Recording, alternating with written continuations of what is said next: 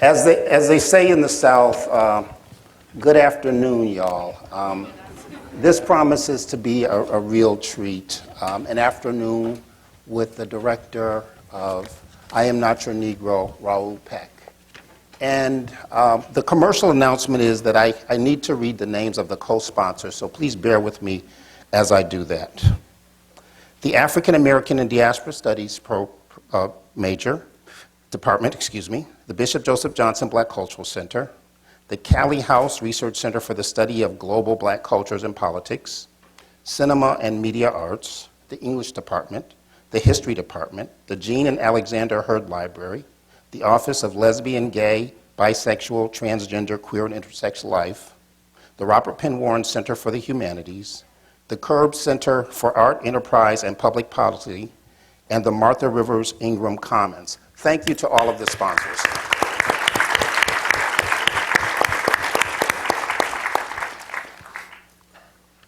And thank you to you. My name is Frank Dobson, and I am Associate Dean, I can never remember sometimes, Associate Dean of Students.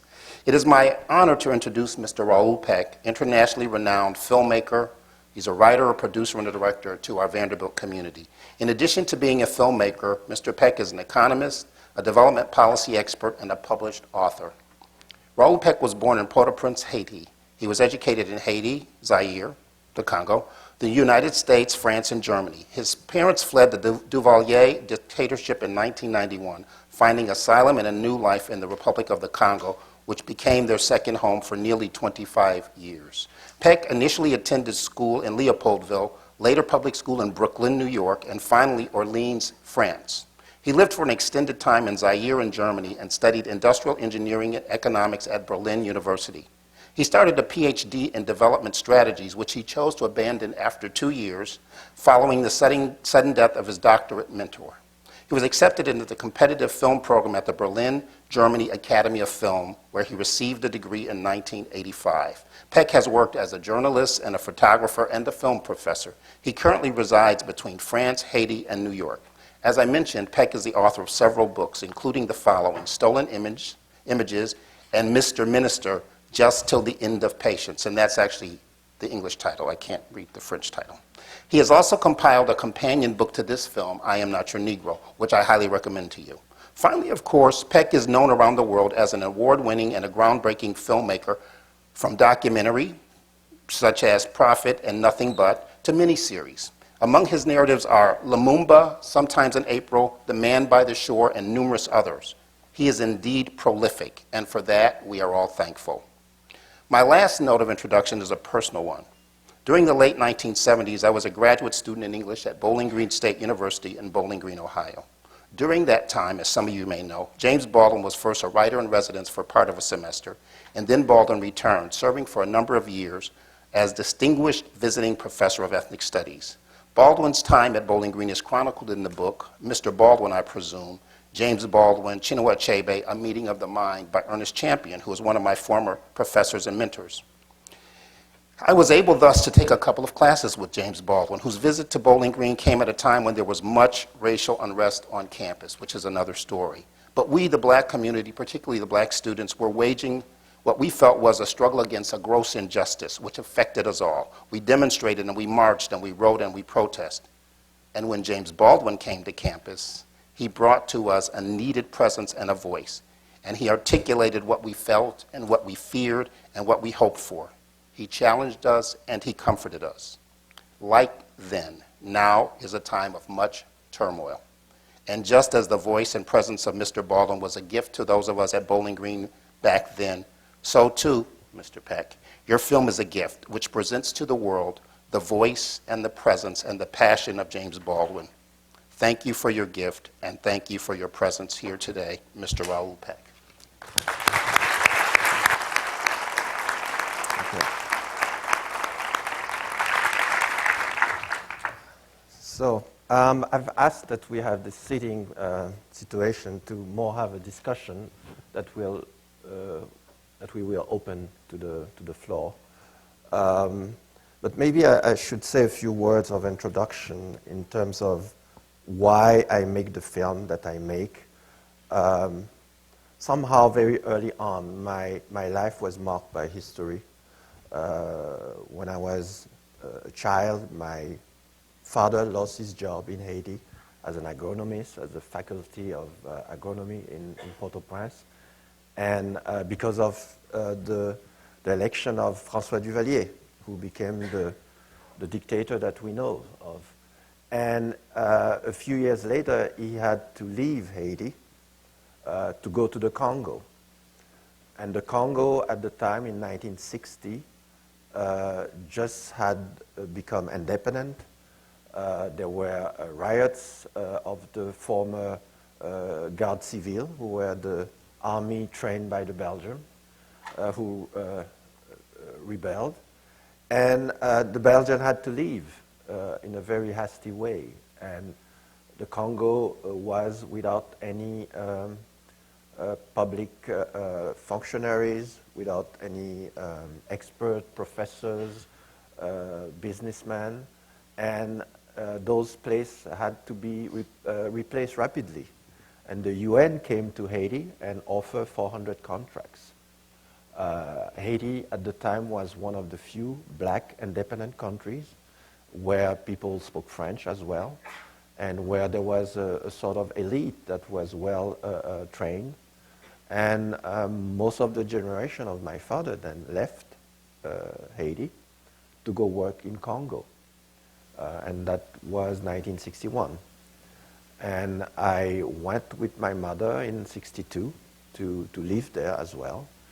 And again, I came in a country that was also in trouble, as the Congo has been until today, unfortunately. The election of Patrice Lumumba as the first prime minister of this country was probably the only real free election that that country had until today. And the Congo is still today, again, I would say, the victim of its history and the victim of the complicity of many Western countries in not allowing him to really become independent like Lumumba wanted. So when I decided, I do not want to go through the whole, my whole biography, but to come back to this film on James Baldwin, this was not a project that I just decided out of, wanting to say something particular about Baldwin. It was a reaction about the world I was feeling around me.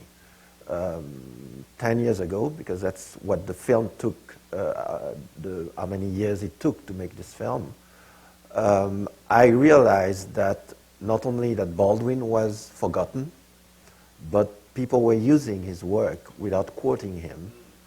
And also we were confronted with a situation, not only in this country, but particularly in this country, where what I call a certain rise of ignorance. We didn't believe in science anymore. Politics was not accepted as a mean of communication in a society. History was finished, over. And it was the rise of pop culture and opinions. Anyone was entitled to have an opinion and voice it. The louder the better, without having to argument, without having to justify or prove any of those position or opinion. We see it at the highest level in this country today.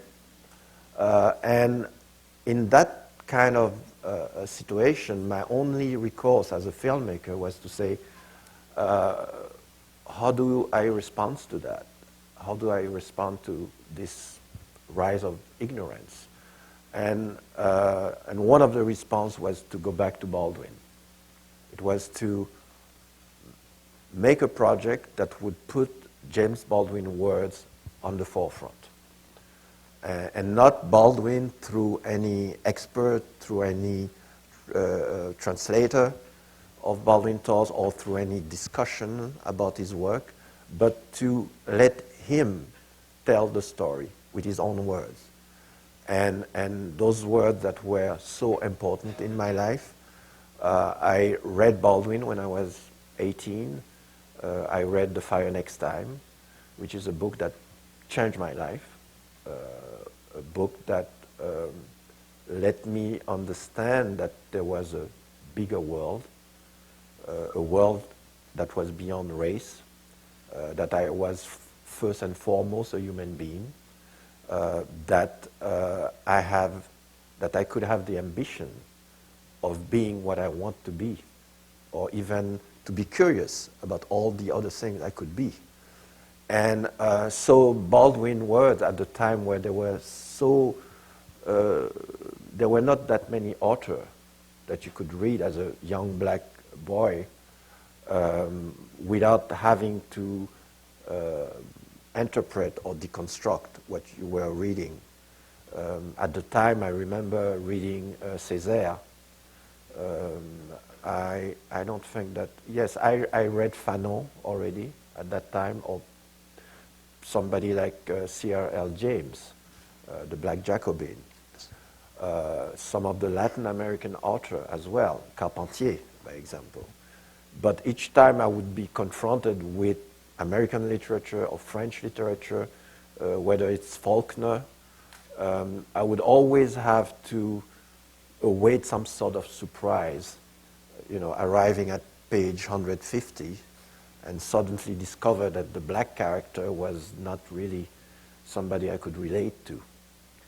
And so having people, author like Césaire or Baldwin at the time, were very important to help you understand the world you were living in, and as well to give you some sort of structure. And I can say that I live with Baldwin throughout my life, and most of what I am, I can only thanks to Baldwin. And so that's the story of the film, at least the first motivation in making that film.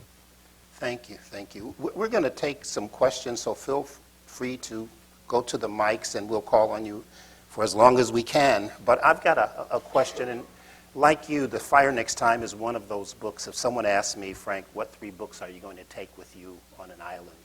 The Fire Next Time is one of those. And the interesting thing about that book is that it's not simply written to African Americans, but it's written to white Americans. And one of the quotes that I have cited so much of the time is when he says, color is not a human or a personal reality, it is a political reality. And one of the things I remember him saying over and over again when he would lecture at Bowling Green is that I challenge you to attempt the impossible. Mm-hmm. What do you think he means by that when he talks to us, and given the present moment? Well, I think profoundly that what it meant was, don't let anybody define who you are. You are the only person who can define who you are and who you want to be. And there is no limit to that. And I think he probably said that out of his own experience of having to leave the country, yes, to go elsewhere to discover who he was. And when he says, as he said in the film, that living as a young black man in the 60s, 50s for him was always to be aware of some sort of danger in your back. And with that danger in your back, you could not concentrate about becoming an artist or a writer. And leaving the country, going to France, was an important step for him to discover that he was much more than a black person or the idea of what people think of a black person. And that discovery for him was key. And I think everything else comes from that, is that he was discovering the whole world, and the whole world was his, was his as well. Yes. When you could, as a black person, relate to the French Revolution. You can relate to the Haitian Revolution. You can relate to all the big discoveries, those are gain of the whole humanity, of us all, no matter our origin. And that knowledge was important. And it gives him also the whole world in front of him. Yeah, he talks about that in a short story, This Morning, This Evening, So Soon, where there's a man and his lover, and he's talking about races and armies and churches and how they define us, and yet we have to transcend them. And Baldwin was about that. And he also, in the letter to his nephew, that's the beginning of The Fire Next Time, talks about resisting definition. Yeah, and it's also important to see that it's a trap. It's a trap in many ways. If you are constantly in a moment of anger, day in, day out, you cannot concentrate on anything else. So you have to deal with the daily racism at the same time. You have to make sure that you're not defined by it. Yes. That you don't repress who you are as a human being. Yes. Because the extraordinary gesture that Baldwin does, and I hope that the film explained that, is that he turned the burden of proof toward the other one. Yes. It's not me. I don't have a problem when I wake up in the morning. I'm just me. But the problem is you looking at me. So you have to deal with that problem. Yes. So in psychology, that's an incredible step. It's like I'm not the sick person, and I'm not paranoiac. Yes. That's the word he likes to say again and again. And that's important to find a way to survive the daily aggression. And by the way, it's not so much the ugly racism, the violent type of racism that you saw recently in Charlottesville. It's the lack of empathy, like you say. And I think women can understand that somehow better, is the fact that you don't wake up in the morning and say, I'm a woman. But as soon as you go through the door, outside in society, you're confronted by the fact that you are a woman. You're confronted in thinking about what are you going to wear in the morning. Are you wearing a skirt or a pant? And you have to think about where are you going actually. So you have to construct a whole set of strategy to survive the day, basically. So that's the same for any sort of minority, although women are the majority, but that's what you're confronted every day. The ugly aggression is, of course, one, and you can see it immediately. But what is painful and hard to deal with on a daily basis is the ignorance and the lack of empathy. Yes. I hope some of you will start going to the mics. And as you're coming, I will ask one more question, and it has to do with the fact that I think you're right. We in some way or another have undervalued Baldwin. As someone who took a class from him, as someone who the first part of my dissertation, the first chapter is about Sonny's Blues and some of his other work. I always wondered why that was. Can you talk a little bit more about that? Because that seems to be what brought you back to Baldwin. My opinion on that is he was, as many others, the victim of a very violent time. Don't forget that what we today celebrate as, Black History Month, as the sort of victory of the civil rights movement. But we tend to forget that that movement was stopped dead by the killing of people like Medgar Evers, Malcolm X, Martin Luther King. This is not a victory. This is a massacre. And that was covered by all those holidays and Black History Month, Martin Luther King Day, which are important symbols, but at the same time, they prevent us to see what actually had happened. Yes. It's basically the whole leadership, or the whole black leadership of that movement was decapitated. Yes. We forget how many Black Panthers were killed, sometimes in their bed. How many went in exile? How many went into folly, became crazy? How many were in prison and lost their dignity in prison, etc., etc.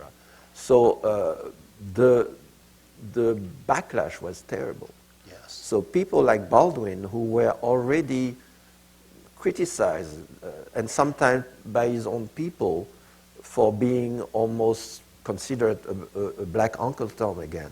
Yes. Part of the radical movement was very hard on him, you know, sometimes with homophobic insults. And he kept his dignity and he kept the contact to that younger generation. He raised money for them. He visited them in prison. He wrote one of the most beautiful essays on Angela Davis, by example. And he kept the contact. But again, he was in a time where the backlash was violent and wide. And so his writing went more and more into the dark somehow. And I think from there, it basically disappeared. It came to a, you know, it's hard to reclaim that time when it in fact, it didn't end with a victory. Right. It ended with silencing. My, I see we have two at the mics. We'll go right and then left. Oh, thank you so much for being here. It's really a wonderful thing for us.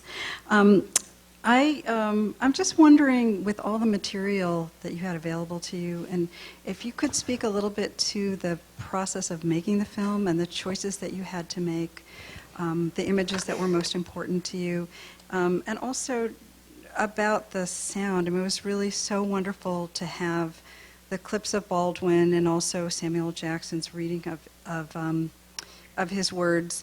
And also, but there was also other sound that you were using, and I wonder if you could speak to the decisions that you made about that. Okay. In fact, this project was, for me, for a long time, the impossible project. In fact, it was making the film that was impossible to make. It took me time to find the right entry, the right organic entry into the story. I had this incredible privilege to have access to everything. The Baldwin estate gave me access to everything. Published novels, essays, unpublished letters, family photos, etc. So having that sort of huge treasury, it was impossible for me to just make a normal film, a normal documentary. I have to find a way that was formally and in terms of content at the level of a Baldwin. And at the same time, as a filmmaker, I had to put myself in the background a little bit, because it was not about my own story as such. It was giving Baldwin the voice, giving him the center stage, a center stage position. And so it wasn't clear at the beginning how I was going to practically deal with it. It's a unparalleled situation to have access to everything. Usually you ask for an option on one book or on one chapter, but never on everything, like it was the case.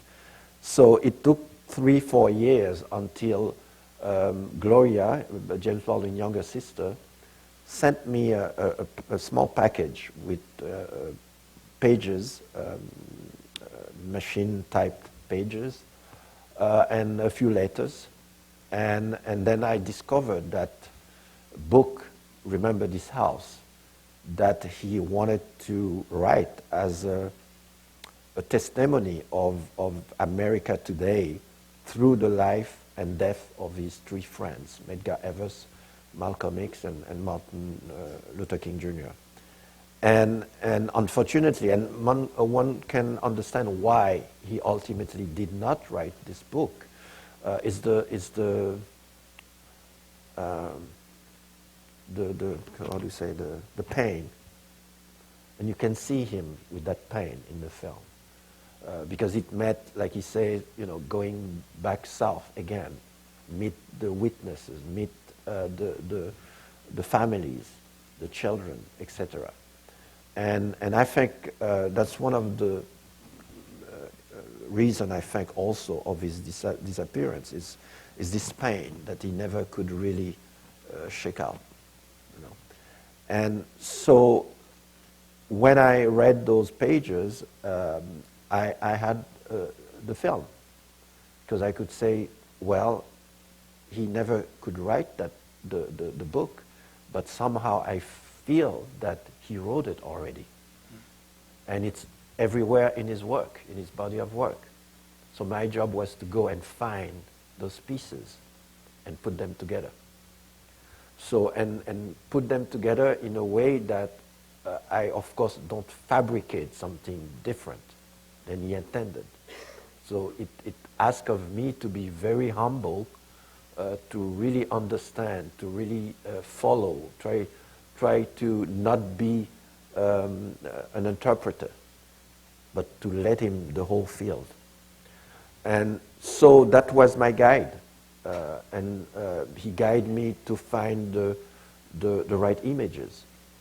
And first of all, he's quoting a lot of them, Doris Day, John Wayne, Sidney Poitier, Harry Belafonte. So all those characters were already in the story. One of his books, The Devil Finds Work, is one of the best film critic book that I ever read. And that's also underestimate. Yes. So because not only he did film critics, but he basically deconstruct the dominant cinema, which still is the Hollywood cinema. And he gives you also instrument to be able to do it on your own. And this is rare. So once I had that, the first thing I needed to do, because I had to invent how to work or to make a film like this. So very early on, I realized that I had to have the words. The first job was to find those words or to find that book somewhere, and not in a theoretical way, but concretely, word for word, phrase by phrase. And that was the first work that was the longest to do, and to go throughout everything, including a lot of letters, family letters that he wrote to his brother David, by example, which were never published. And to discover not only those words, but how he used them, what is his written, what is his syntax, how ideas progress from notes to finished product. So all this had to, have to enter also the film. So the way we edit has to also have a relationship to the way he edit in his work. So all those different levels were necessary. So it's a long path to the finished film, where at the beginning I didn't know exactly what the film would be. And one of the major decisions to have Baldwin in archive speaking with his own voice, and then having another voice who is also Baldwin, because the idea is to be inside Baldwin's head. I wasn't sure that it was going to work, but I knew that it could work because I had done a previous film on Lumumba, a documentary, in '91, where I experiment as well with voices. I've tried to use actors at the time. It's a film I was producing in Germany. So I use German actors, French actors. Ultimately, none of them made sense to me, and I decided to do the voice myself.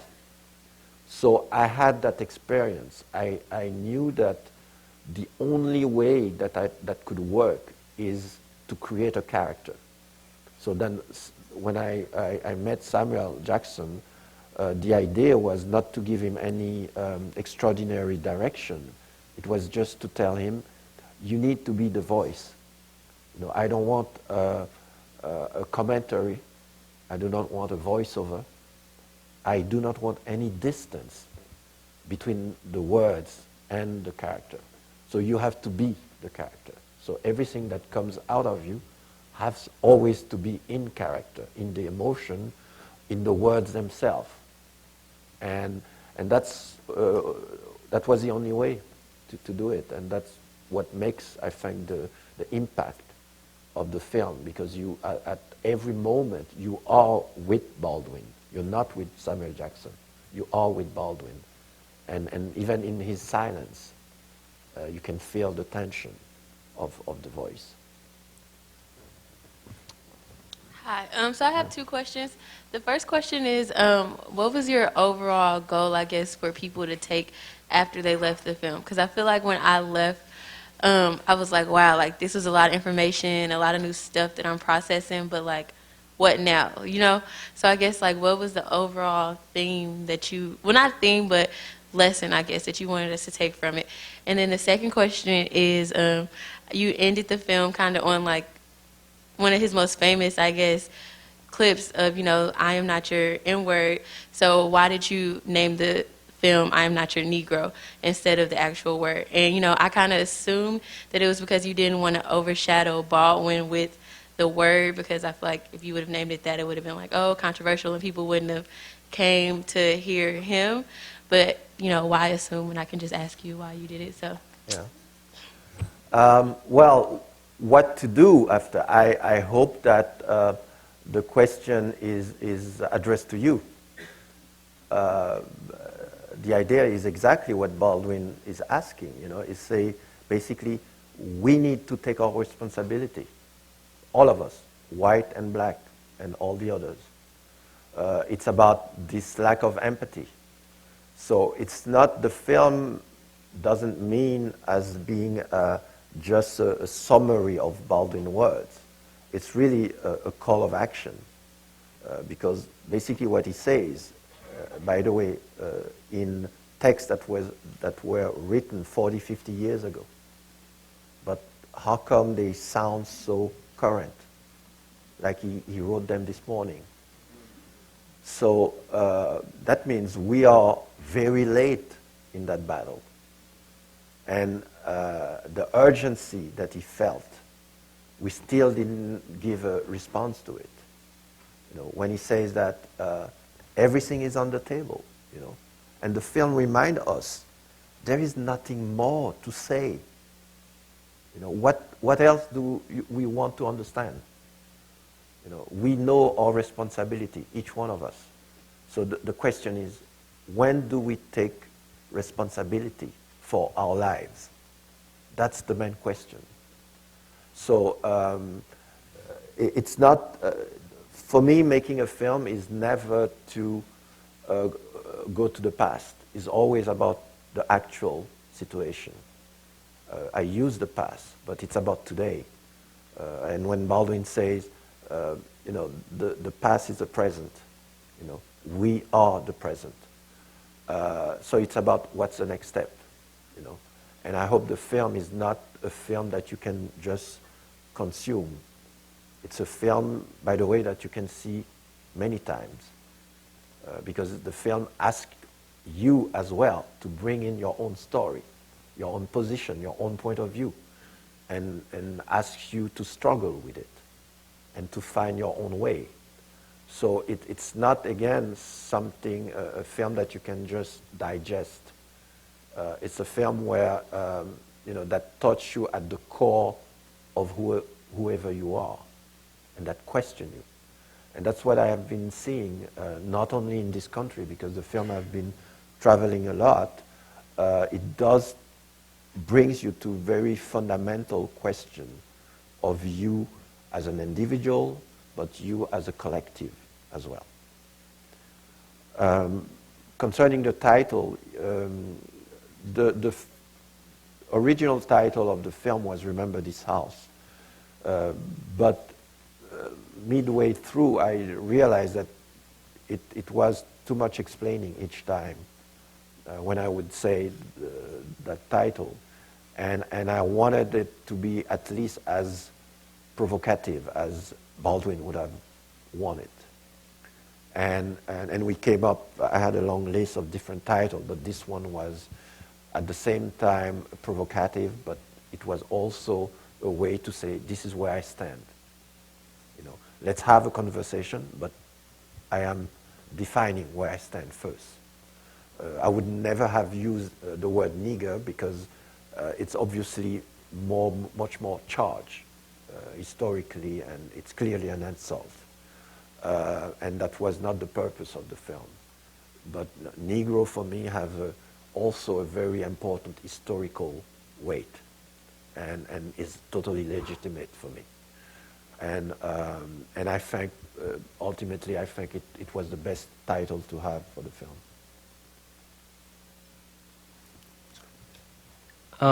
You might have already, I guess, addressed this question, or this question, like with that last question, but I was just sort of interested because it seems that, like, in order to maintain the standard of whiteness in our society, there, like, is sort of a persistent, like, narrative of the other, or, like, this idea that there's always some foreigner invading, or there's always, like, someone who is different from us, or, like, whoever, this society belongs to.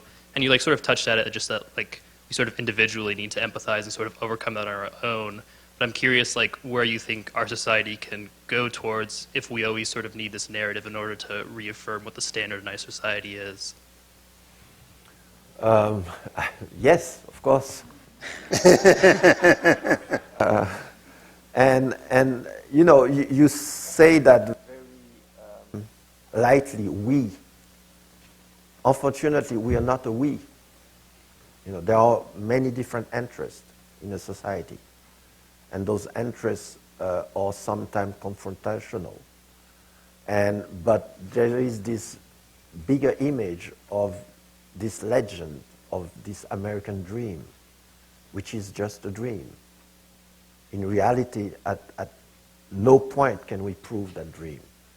This long discussion that Buckley and Baldwin had in the film, it was about this dream. And when Baldwin says, our very presence will wreck that dream, those are really deep words. And again, that's why I say everything is in the film. Baldwin says, white is a metaphor for power. It's another way to describe Chase Manhattan Bank. This is a Marxist analysis, about class in this society. And when people like Martin Luther King or Malcolm X, that we still want to remember as, on one side, the nonviolent pastor, and on the other side, the violent racist. We forget that those two men came closer together. We forget that the last 2 years of his life, Martin Luther King was very radical, and he had abandoned the race issue to a class issue, and started having to fight with the inequality in this country, with the poverty, with the way the industry is functioning. He spoke against war. So that's when he became dangerous to the system. And Malcolm X did the same, the other way around. He stopped after he was expelled from the Nation of Islam. he traveled. He met different leaders. He went to the third world. And he became a changed man. And he understood, again, that the race discussion was a trap. And he started to see the bigger picture, the notion of power and the inequalities that power created, etc.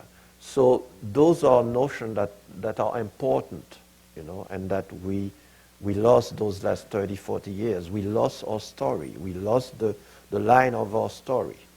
And we think that we can just create that out of nowhere, you know.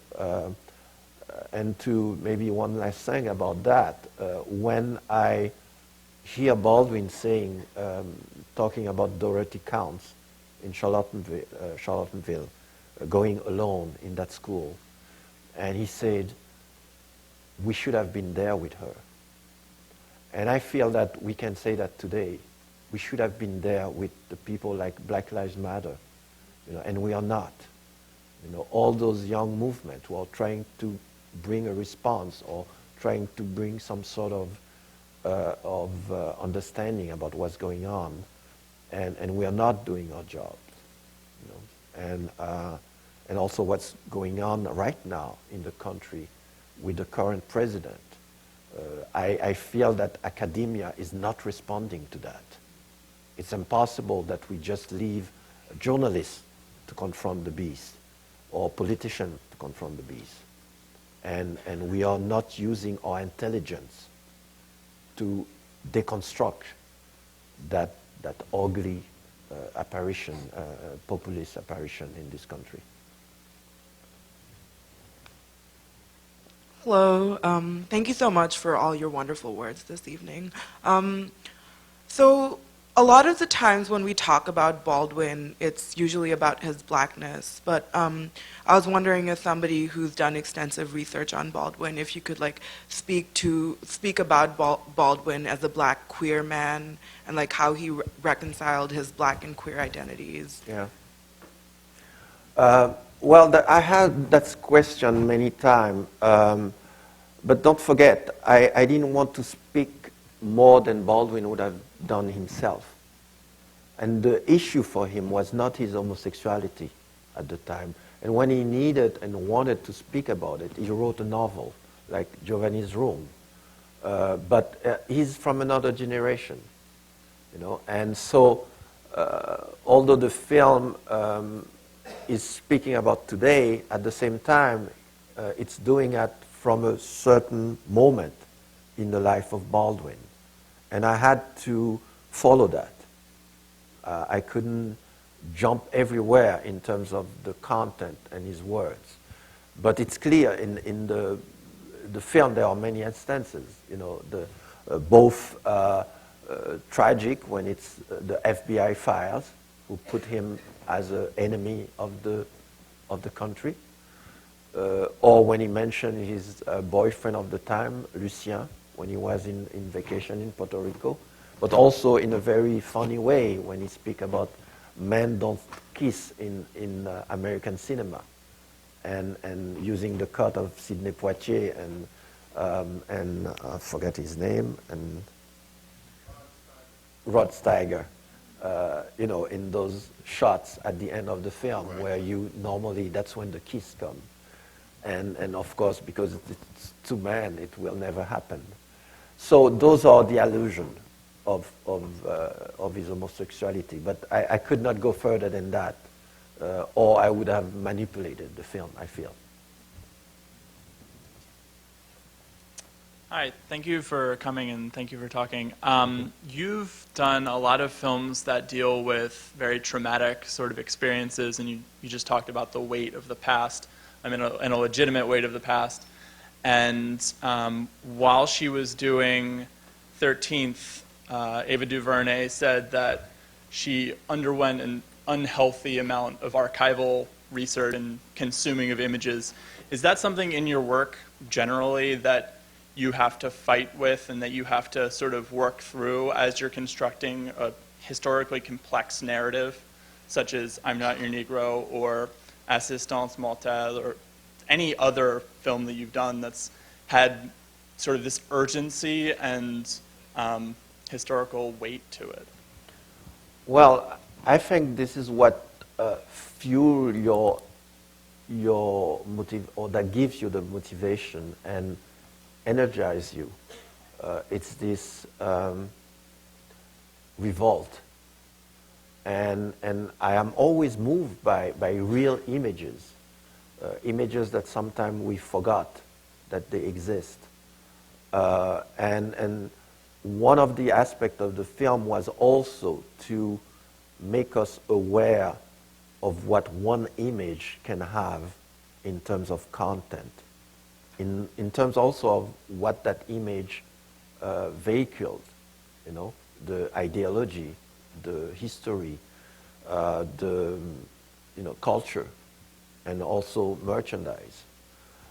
So the way we deal with images today is we are submerged by all sort of image every day, and I doubt that we really look at them anymore. The images of the civil rights movement, by example, when you are watching them in the context of a film, trying to find what is the best moment or what is happening in that image, you are totally engulfed in it. But when you reflect about how young people today look at those images, I'm pretty sure that by seeing the black and white image already, they just skip it. We know that already. And so it was key for us to find a way that you really look at the image. That's why some of them we colored. Those images don't exist in color. So we put the color so that they would have a new life. At the same time, we use it, on the contrary, we put Ferguson's images in black and white. So it's also to deal with those, with the way we look at images. We look at the past or the present, and to have that big circle that Baldwin helped us make, and the connection to that. But to your question, yes, that there is a sort of weight, but for me it's even much more impatience and regret that we cannot show all those images because we forgot about them. We forgot about our own history. And furthermore, I come from a country like Haiti. I come from the third world, and we have been absent of world cinema for a long time. Like a big part of this society here, Native American women. I often joked about, I would love that most John Ford Western would be with the same screenplay, but directed by a woman director or by a black director. I'm sure it would be very interesting to see how they would handle the story. So we have so much to catch up, and that's sometimes I feel that impatience, and also, try not to be in despair, because there is no way we can catch up everything, confronted with an industry that is still continuing to do the same thing. Mr. Peck, first, I want to borrow some words and say thank you for attempting the impossible, because you've achieved the impossible for a small town Midwestern boy who lived in his own little bubble and was able to learn from you and by you, Mr. Baldwin. You talked a little bit about the compiling of the words and the intense responsibility of allowing James Baldwin to speak for James Baldwin in this story, coming on the heels of an unfinished manuscript. But I want to get personal a little bit and ask, how much collaboration did you rely on in that compiling of those documents and these pages and these archival pieces of footage? Did you find yourself in places where You weren't sure if you were interpreting. You weren't sure if you were being honest to the subject and to the story. And can you talk a little about that collaboration, if any? I think I always felt when I was not following Baldwin. I think that was clear enough, but that can only be because part of my own life is what Baldwin went through. The discovery of you watching John Wayne and rooting for John Wayne, and then have the strange feeling that he's shooting at you. I had that feeling as well. I went through the same existential apprentissage, learning. So I could relate to that. So that was also my guide. And I think if I was a younger filmmaker, it would have been much more difficult for me to make this film as well. I've seen the world evolve, and I could make the difference between what was 40 years ago and today. So I could measure as well, like Baldwin did, the time passing.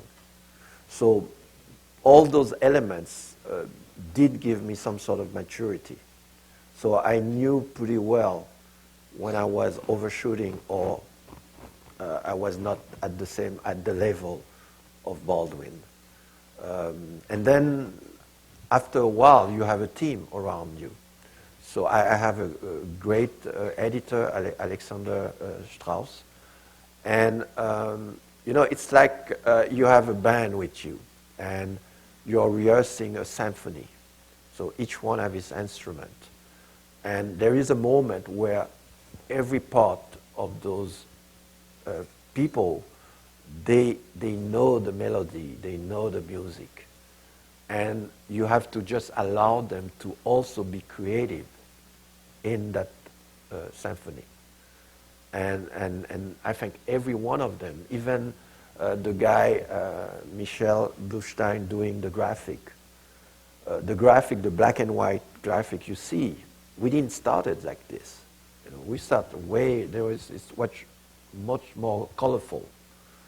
But each one of us, we, edit after edit, we would create something that was then common to all of us. The music is the same. The composer, we did 5 films already together. So he knew very early on what we were working on. So he had time also to reflect, to find, to do his own research. So it's really also a collective work. I had to give the impulse. I have to make sure that I'm the conductor, but I do let room for others also to, the researcher. It was somebody, I had both a woman researcher in France and one in New York. And they worked together as well to make sure that I got the best footage. Sometimes we had the footage, but that was a lesser quality. So they would know to find in all their own sources the best one, and they would exchange as well. So it's really a collective process somehow. Thank you for being here. I really appreciate what you said about using the past as a tool to speak to the present. And I also think it's really important how you highlight the inseparability of class and race in Baldwin's analysis. And kind of with that in mind, I'm curious what drew you to young Karl Marx as your next project after Baldwin, as someone who obviously a massive amount of body of knowledge has been built on top of his life and work, but who also existed within the very specific 19th century European context, and how you kind of connect your study of his life to the life of Baldwin. Wow, that's a good question. Well, yes, my next project is finished. It's the Young Karl Marx, opened in Berlin last year, and it's going to come out in this country in March next year. So for me, Marx and Baldwin did the same thing. in my early life. I read Baldwin when I was 18, and I studied Marx when I was 20. I was in the city, Berlin, West, where basically most revolutionary movement were either in exile or were studying. It was a very political city. And you had the anti-apartheid movement, the ANC, the Latin American movement, the Iranian movements against the Shah of Iran. So all those groups were highly organized. We had demonstration all the time, and with the Germans, it was a time of high confrontation between the East and the West. Ronald Reagan came to Berlin and had the biggest demonstration against him worldwide.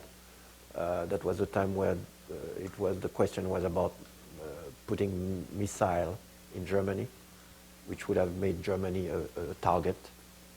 So not knowing Marx's work at the time was something that would put you, would marginalize you, because that means you don't know nothing. That would be a reflection of your ignorance. So I did, like many other of my comrades, I did 4 years on the Capitol, but it was in the academic option. We discussed a lot about economy, about how do you analyze your current economy. The work that somebody like Thomas Piketty did. That's what we are doing. We were taking budgets, analyzing budget. We were analyzing what part of the population is producing riches, how are the repercussions socially, etc., etc. So for me, that was key knowledge, and I use that until today, because what people forget is Marx was probably one of those few genius that you have every century.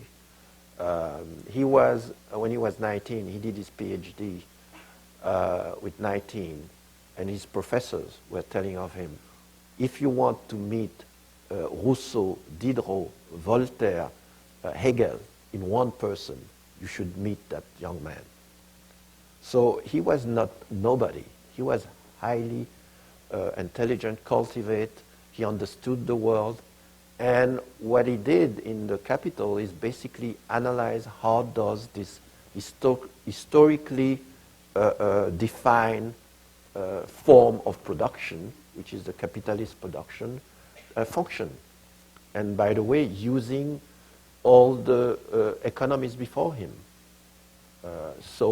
And that knowledge is still exactly valuable today for any serious analysis of what's going on, including with the internet today and what is going on Wall Street and speculation, numerical speculation, etc. So for me, those two are linked. They are linked to my own life, of course, but also in how I can better understand the society I'm living in. Hi. So I've kind of hesitated to get up and ask this question just because there's not one answer.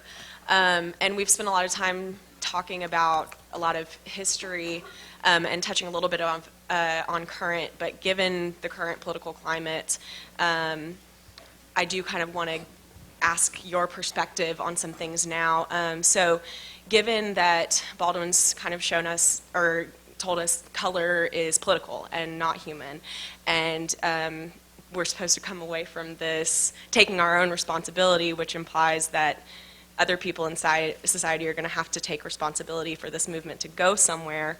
How far do we go? And we've got Black Lives Matter, we've got this kneeling movement going on right now. We're working towards creating some kind of lawful equality, but we're all here in this room for this discussion. How do we what is your perspective of how we get it outside this room?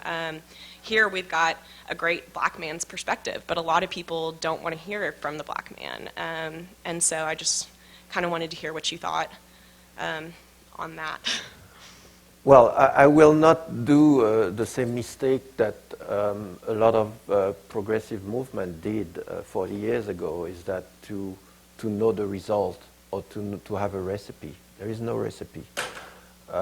All my life, although I have very radical position politically, but I've been always in context where I had to put my radicality aside, because you cannot do any big change without the other. So you need to convince the people. You need to have a conversation. And unfortunately, we don't have the same position. So it's how do we build allied coalitions? How do we agree on a minimum on diagnostic and on a minimum of solution? That's, you see how Congress is not functioning on that level. So it's a big effort from every one of us. There is no magic way of doing it, but sitting with each other. We have agreed that we have a democratic system. So that means we cannot force the other to do anything. We have to convince him or her, or try to have a majority. And other than that, there is no other solution than a violent one. And I don't think we want that. But if we keep being blind about all this, there will be violence. When Baldwin says something very hard, he says, it will be bloody, it will be bloody, it will be violent. He doesn't want it like this. But that's the price you pay for total blindness. Thank you. Perspective. Thank you. We've got 2 more questions, and then I think we're going to wrap up. Okay. Thank you. I asked this question at the film screening, but I wanted your perspective on it as well. There's a part in the film where Baldwin says something like, if I want to know a country, I look at its institutions. And the institution of Hollywood, which comes up in the film, seems to pride itself very often on how progressive it is. But we also know that there's this racist side of Hollywood that has always been there. So, for example, Hattie McDaniel getting the first Oscar for a black actor or actress, but she got it for playing this mammy stereotype in Gone with the Wind. And most recently, probably, when people noticed that there were 0 black actors or actresses nominated for Oscars. I'm not sure which year that was. It's every year. Which year? But it seems that even cinema or film itself has the power to, say, conceal something, like the perfect white nuclear family like Doris Day has in that film, or it has the power to reveal something, say, to show a racist white couple in the South, an interracial couple on screen for the first time. Mm-hmm. But do you think that we will ever escape this power of film to conceal and both reveal? Well, there are many answers to that. First of all, I think that's what I try all my life as a filmmaker, is to find those rooms where I can have my own voice, where I can tell my own story, while sometimes using the tools of Hollywood. It's a battle, and at the same time, the system is clearly defined in that sense. The women have that same problem about their own story. And as long as we focus on the result, the whole discussion about Oscar so white, it doesn't really make sense, because the problem is not the Academy voters not voting for black films or women film, is that there are not enough films produced by black filmmaker or women filmmaker or gay filmmaker. That's the problem, and the problem is in the power of greenlight a film. That means all the executives that take those decisions, they are the same club. And that's the main problem. You know, I give often that example of, let's say you want to make a film about, and you're a woman director, you want to make a film about a famous woman writer or fighter that was important to your life, and you're going to go into a room where there are 6 white executives, male, in their 30s or 40s, and you have a half an hour. So the first 20 minutes, you will have to educate them about that particular woman, and then you're going to have to explain to them why is it so important for you personally to make that film. And then you have maybe 3 or 4 minutes to pitch your actual project. So there is a no-win situation. You can't win like this. And we have seen that again and again. And that is when it's like this, is the most positive way. Because sometimes you don't get to go that far. You know, sometimes they just tell you, well, I like that story of this young Harlem boy core, but would it be better if you changed the main character, that boy, that black boy, you make it a white boy that will discover later that he's white, in fact, and not black? I have friends, you know, Charles Burnett told me this story. So he went out of the meeting crying. So you have had stories and stories like that of a power structure that resists any change. And there was a time Hollywood was much more progressive. You know, Baldwin criticized Guess Who Comes to Dinner, but at the time it was a scandal, nevertheless. You know, so we have gone back in that instance, and of course there are all those funny films, those comedies that are allowed to be made by black or by women. But there are certain thematic you will have a hard time pushing them through. So it's still a battle to continue. There are people, there are filmmakers, both black, white, women, men, who are fighting to find places to tell great stories and progressive stories. And with even those new big institutions like Netflix, HBO, or Amazon, there are people. You can find allies within those structures, but it's a big fight.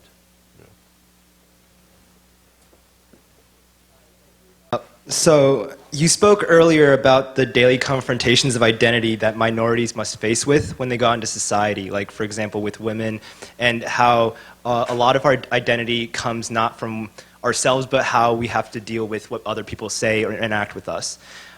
Do you think that the problems associated with these confrontations can be resolved so long as we live in a world that celebrates identity through culture and nationality, especially seeing as you grew up in your childhood and throughout a large part of your life in many different locations and cultures? Well, you have to try to evade those traps. I was lucky to travel very early on in my life and discover very early on the stupidity sometimes to rely on a flag, because that same flag can bring you to killing other people that don't deserve it. So I learned to question power, whoever that power is. I learned to be suspicious of one group abusing another group, because I know by sheer history that I might be one day in that group that is being killed. So it should have been part of your general knowledge, you know. It should be taught in schools. But unfortunately, schools are sometimes part of a system as well. Look at the whole discussion about kneeling in front of the national anthem. If you can't question that anthem to have also been used in negative way, you are just following blindly something. And I don't think it's the right way to have a discussion. Let's have a discussion, because obviously there are people who don't agree. So you cannot just order them. It's either we are in a democracy or not. So let's have a discussion and know why this particular young man doesn't feel that he has to stand for the national anthem. And so that's what happened in, when in countries you have the rise of a sort of blind populist. We have gone from that. People forget the very recent history of Europe and this country as well. Berlusconi, for one, very recent. He was democratically elected. Putin is democratically elected. So, but that means we still have to be critical of what our democracies have become. We came out of 40 years of more or less peace, but there have never been peace outside. There have been wars all the time on other territories in your name. So we need to know that history in order to have a real discussion. And unfortunately, we are in a time of confusion, of I don't want to use the word fake news, but that's not what I mean. But it is, we are bombarded with information that are not important, and we don't get the real information. And what we get is very selective. There have been a bombing in Somalia where more than 300 people died, and we hardly notice it. And so there are very important points that needs really to be center stage, and we don't do that enough, unfortunately. This is our last question. You? Yes. Really? Yes. Yes. I so wasn't going to ask a question because I didn't want to bother you, but I have a question. All right. Okay. So I'm sure the majority of us know, but there's going to be a Nazi rally, go Tennessee, in Shelbyville and in Clarksville, I believe, on the 28th. And from speaking to coworkers that I have, or just friends that I have, there's an underlying belief or an assumption, or I call a false narrative, of the white male victimhood. And so I believe that they're even calling this rally, White Lives Matter, and it's, I think, speaking to the perceived disenfranchisement that white males feel now, that they're missing something, that they're giving a lot, they're not receiving what they should receive and respect, or whatever the case may be. So when speaking to those groups that feel that way, how do you make fairness appealing? How do you speak to someone who may even acknowledge that white privilege exists, but they don't have the want or the interest to acknowledge that it's not earned privilege? And I think that's part of the term that people don't really speak to, is that you didn't earn the privilege. It's something that was given to you unfairly, unjustly, and was stripped from someone else. So how do you then say, yes, this exists, and you should have a want to then create fairness in your community, as opposed to benefiting from it and then swallowing the victimhood and then vomiting it out amongst society, for lack of a better Well, word. the first big issue that I see is that you have to defend that. You should not have been the one to ask that question. That's the first problem I see.